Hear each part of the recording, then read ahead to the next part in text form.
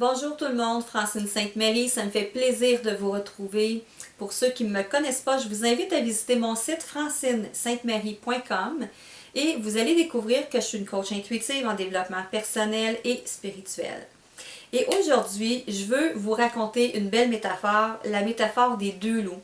Il y a probablement plusieurs d'entre vous qui la connaissez, mais je trouvais qu'elle était tellement adaptée à ce qui se passe actuellement dans l'énergie.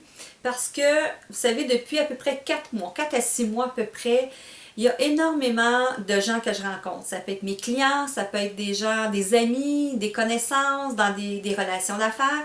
Et il y a énormément de gens qui me disent « Francine, ça brasse tellement dans ma vie aujourd'hui, je ne sais plus dans quelle direction me garrocher, je ne sais plus dans quelle direction regarder, je ne sais plus comment prendre les événements. » Et pour ma cliente, une de mes clientes cette semaine, il y a cette métaphore qui m'est revenue, la métaphore des deux loups. Et je vous la raconte.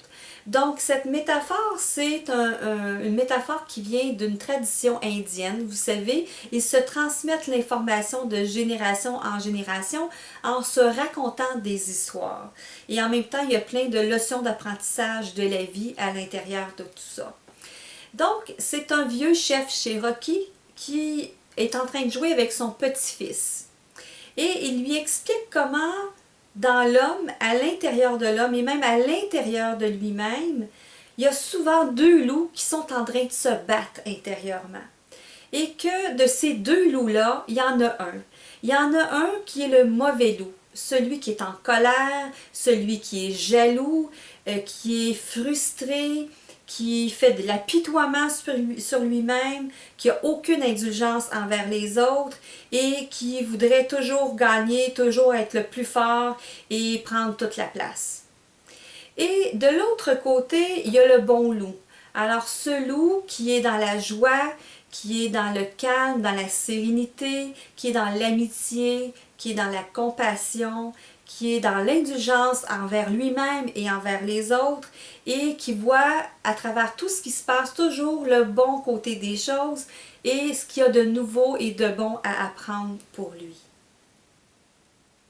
Et il continue à jouer avec son petit-fils. Après une minute de réflexion, son petit-fils lui dit « Grand-papa, lequel des deux loups va gagner? » Et le grand-papa lui répond « Celui que tu nourris. » Et je trouve que c'est tellement adapté à l'énergie qui se passe actuellement parce que ça vient tellement nous brasser que parfois on a tendance à aller avec le mauvais loup, le pessimiste, et on oublie d'aller avec le bon loup, choisir le bon loup, le nourrir, et puis aller dans l'optimiste. Donc, ma question pour vous dans cette métaphore-là, c'est quel est le loup que vous êtes en train de nourrir actuellement? Lequel, selon vous, va gagner? Et je vous dirais que la réponse est encore plus importante que la question. Donc, lequel des deux loups va gagner? Le pessimiste ou l'optimiste? En lien avec contribuer à créer un monde meilleur à la hauteur de vos aspirations.